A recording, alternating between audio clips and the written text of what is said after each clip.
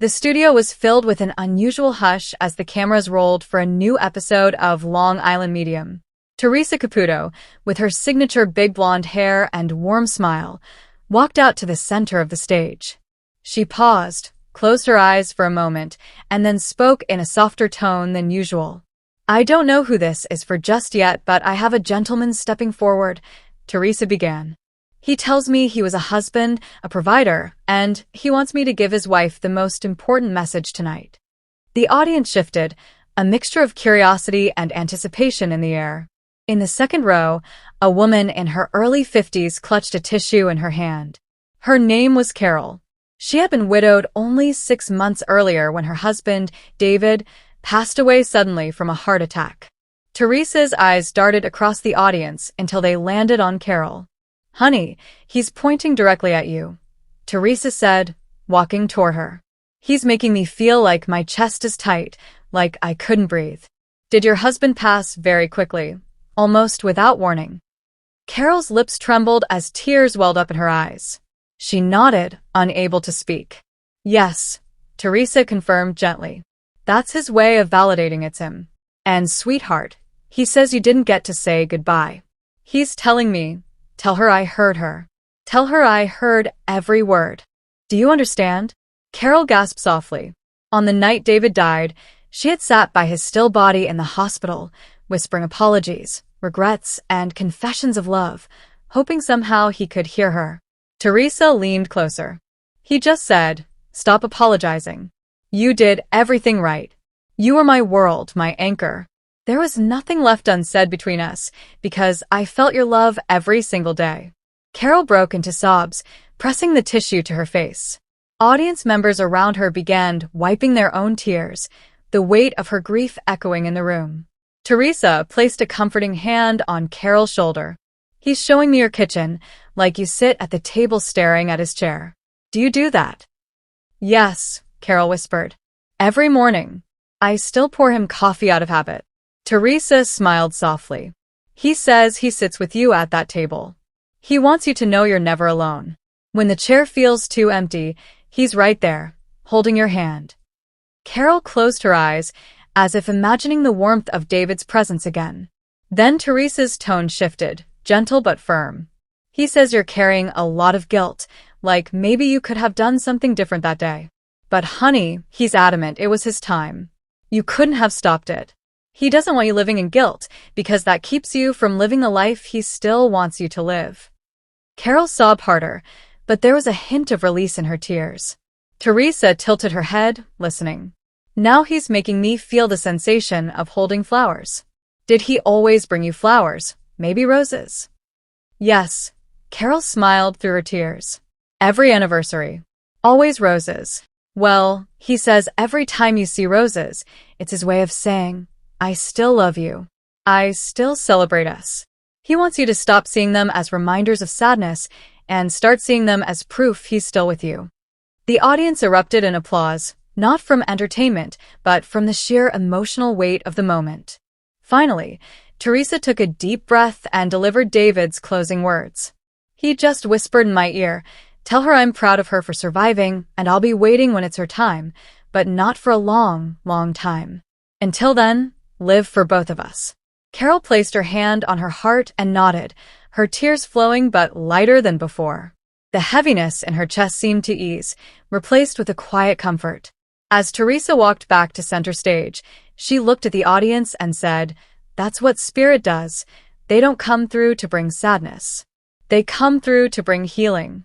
And tonight, a husband reminded his wife that love never dies. However, it was a bright, breezy afternoon in Long Island when Theresa Caputo, the Long Island medium, was preparing for one of her special birthday events. Every year, she chose to celebrate not only her own birthday but also the lives of those who came to her shows. This year, however, the celebration would hold a much deeper meaning. Among the hundreds of attendees was a young boy named Daniel, just 11 years old, sitting nervously between his mother and father. Daniel wasn't like other kids. For as long as he could remember, he had been able to see and feel things that others couldn't. At first, his parents dismissed his words as imagination. When Daniel spoke of Grandma Mary standing in the kitchen or Grandpa Joe sitting in the rocking chair, they would smile politely, but inside they were worried. After all, both of his grandparents had passed away years before Daniel was born.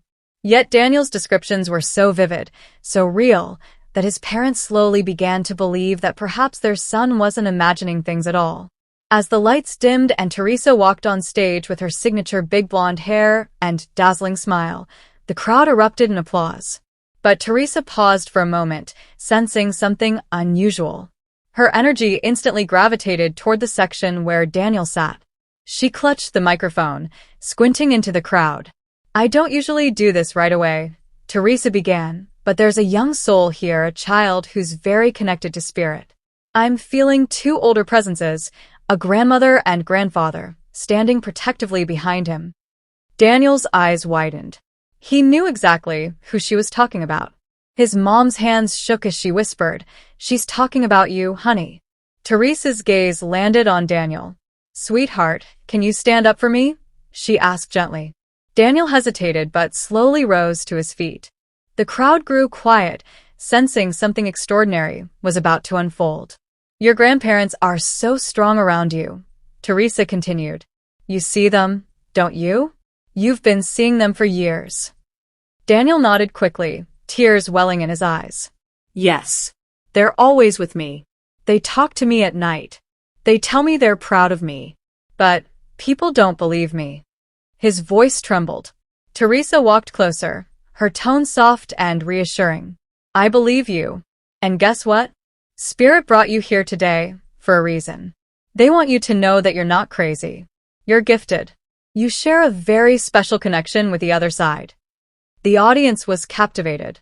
Many people wiped away tears, watching this tender exchange. And here's the wildest part, Theresa suddenly added with a smile. "Spirit is telling me that you and I share something. Do you know what it is?" Daniel looked confused. "What?" "Our birthday," Theresa said, beaming. "We were both born on the same day." Gasps rippled through the room. Daniel's parents confirmed it. Daniel's birthday was indeed the same as Theresa's. The boy's mouth dropped open in awe. "Really? That means we're connected too." Theresa laughed warmly, placing her hand over her heart. "Absolutely, sweetheart. Spirit made sure you were born on my birthday so that one day you'd know you weren't alone. You were meant to embrace your gift, and I was meant to help guide people just like you."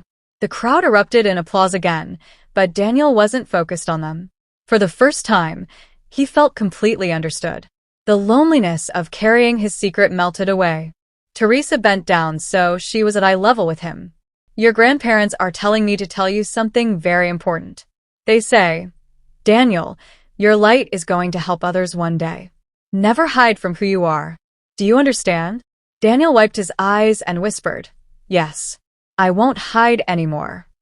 Theresa hugged him tightly as the audience rose to their feet in a standing ovation. It wasn't just a reading anymore. It was a moment of destiny, a reminder that sometimes the universe aligns birthdays, souls, and gifts for a reason. That night, as Daniel blew out the candles on his birthday cake at home, he felt a warmth at his back, like a gentle embrace. He knew it was his grandparents, smiling proudly.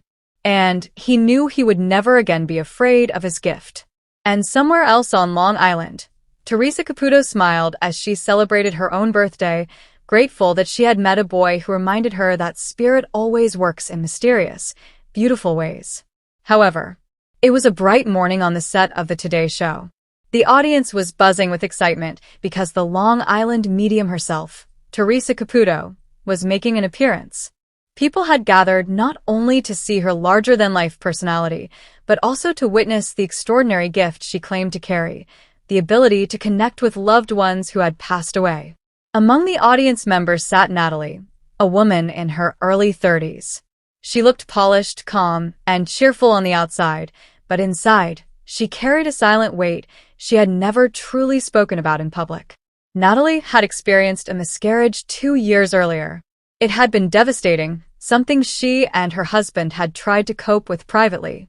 She never had the chance to hold her baby, never had the chance to say hello or goodbye. And though she smiled, worked, and moved on with her life, The wound in her heart had never healed. When Theresa walked out in her trademark high heels and signature blonde hair, she instantly lit up the room. She cracked a few jokes, the audience laughed, and then, as always, her demeanor shifted. Her eyes softened. She held her hand over her heart and looked around the crowd. "I'm getting a young soul here," Theresa said, her voice steady. "This is a soul that never made it to the physical world. A baby. A child who passed before birth. Does anyone here connect with a miscarriage?" The room went silent. Natalie felt her chest tighten. She thought, this can't be about me, there must be so many people who've been through this. But as Theresa's eyes scanned the room, they locked directly onto her. "You," Theresa pointed gently. "Sweetheart, do you understand this? I feel a strong presence of a child around you. A child who wants to let you know that they are safe, they are whole, and they know how much you love them before they even arrived." Natalie's eyes instantly filled with tears. She nodded, her voice cracking. "Yes, that's me. I lost a baby." The audience grew hushed, watching as this private grief came into the light. Theresa walked closer, her energy focused entirely on Natalie. "Your baby tells me you've carried guilt," Theresa continued. "You've wondered if you did something wrong, if your body failed them, if you could have stopped it." Natalie covered her mouth with her hand and broke down, whispering, Yes, I've thought that every single day." Theresa leaned forward, her tone compassionate but firm. "They're saying no. They're saying this was never your fault. Souls choose when and how they enter the world. Your baby's soul tells me that they weren't meant to live in the physical body at that time, but they're still with you. They see you. They know the love you and your husband gave them." Natalie sobbed openly now, nodding. "I've always wondered if they knew how wanted they were." Theresa reached for her hand. "They knew, sweetheart. They knew before you even knew you were pregnant. They felt your joy. They felt your love. And they want you to know they are safe in the arms of loved ones on the other side. I see a grandmother figure holding them. Does that make sense?" Natalie gasped. "My grandmother passed away 5 years ago. I always imagined she would be the first to meet my baby in heaven." "There you go," Theresa said softly. "That's exactly what happened. Your grandmother is holding your baby, rocking them, caring for them. You didn't lose your child, Natalie. They're still here, just in a different way. Every time you feel a little breeze, every time you see a butterfly or hear a song that makes you cry, that's your baby reminding you they're part of your life." The entire room was in tears. Even the hosts of the Today Show were visibly emotional. Natalie wiped her eyes, struggling to find words. "I never thought I'd hear something like this. I've carried this pain for so long, and to know that they're okay, that they felt my love, it means everything." Theresa smiled warmly. "Your baby wants you to live your life, to find joy again. They don't want you to be weighed down by grief. They want you to know you're still their mom, and you always will be." The audience erupted into gentle applause, not in entertainment, but in respect for the raw vulnerability of what had just unfolded. Natalie embraced Theresa, her tears soaking into Theresa's shoulder, but her heart lighter than it had been in years. For the first time since her miscarriage, Natalie felt a strange but comforting peace wash over her. She walked out of the studio that day no longer feeling like she had lost everything, but instead knowing she carried a piece of her child's soul with her forever. And as Theresa closed the segment, she looked back at Natalie and said, "Love never dies." That's the proof we just saw today. However, it was a bright, lively morning on the set of Live with Kelly and Michael. The audience was buzzing with anticipation because today's guest wasn't just another celebrity promoting a movie or book. This was Theresa Caputo, the Long Island medium herself. Known for her big blonde hair, bold personality, and her incredible ability to connect with spirits, Theresa was making a special appearance for a web-exclusive HD segment that would never air on traditional television, only online. The energy in the studio felt different, like something bigger than the show itself was about to unfold. As Theresa walked on stage, the audience erupted into cheers. She waved with her signature sass, smiling, but her face already showed that she was tuning in to something. Michael Strahan leaned forward in his chair with that wide grin of his and said, "Theresa, You're looking like you've already got something going on. Kelly Ripa, curious as always, added, she hasn't even sat down yet, Michael, and she's in another dimension. The audience laughed, but everyone could feel the seriousness beneath the humor. Theresa took a seat, crossing her legs and holding her hands together, but almost immediately, she looked out toward the audience. I'm sorry, but before we even start, your dad is stepping forward, honey, she said suddenly, pointing to a woman in the second row. The woman gasped and covered her mouth. The cameras zoomed in to capture every detail for the web-exclusive feed. The woman, named Caroline, slowly nodded, tears filling her eyes. Yes, I lost my dad 3 years ago. Theresa tilted her head, listening to a presence only she could hear. He's showing me a plaid shirt. He says you kept one of his old flannels and you sleep with it sometimes when you miss him. Caroline began crying harder, whispering, I still have it on my pillow. The entire studio went quiet, except for the sniffles of strangers moved by her grief. Kelly placed a hand on her chest and whispered, Oh my God, Theresa, this is happening live right now. Michael leaned forward, his usual football toughness softened into awe. Theresa continued, her voice steady but emotional. He's saying you've been doubting yourself lately. You've been asking if you made the right decision with your career. He wants you to know he's proud of you. He's saying, that's my girl. Caroline smiled through tears, nodding as if she could feel her father's presence wrapping around her. But the moment didn't stop there. Theresa turned back toward the hosts. Kelly, this is crazy, but I have to say this. Someone connected to you, your grandmother figure, is stepping forward. She's showing me a sewing machine. Does that make sense? Kelly's eyes widened in shock. Yes. My grandmother was a seamstress. She made all my mom's clothes growing up. The audience gasped, and Michael slapped the desk with his giant hand. What? How do you do this? He exclaimed, his booming laugh covering his nerves. Kelly was visibly shaken but smiling, as though she felt comforted. I literally haven't thought about her sewing in years, she said softly. Theresa then looked at Michael, squinting as though trying to decipher a fuzzy signal. And Michael, don't think you're safe. I've got a man here. He's big. He's showing me a football jersey. Your old coach, maybe? He's thanking you for carrying on his lessons even now. For once, Michael was silent, his eyes moist. He finally nodded and admitted, my high school coach passed when I was young. He was like a father to me. That's wow. The room was electric now. What was supposed to be a short, fun, online-only segment had turned into a deeply emotional gathering. The energy felt so thick it was almost tangible. Theresa laughed lightly, breaking the heaviness. See? You invite me on for a little web exclusive, and now we're having a full-on spirit reunion in HD. The audience burst into laughter and applause, wiping away tears at the same time. As the segment wrapped up, Kelly reached over to squeeze Theresa's hand. I have to say, this is one of the most powerful moments we've had on this show, and people won't even see it on TV, only online. It feels special, almost like it was meant to be private. Theresa smiled, her Long Island accent thick as ever. That's how spirit works, sweetheart. They know who's going to be here and what needs to be said. Today, it wasn't about ratings, it was about healing. The audience gave her a standing ovation, clapping and cheering, some still wiping their eyes. The cameras kept rolling for the web-exclusive HD version, capturing raw emotion that no editing could polish away. When the segment finally ended, there was a lingering silence in the room, a sacred hush, as if everyone had just been touched by something greater than themselves. And for those who would later watch the video online, it would be more than just a talk show clip.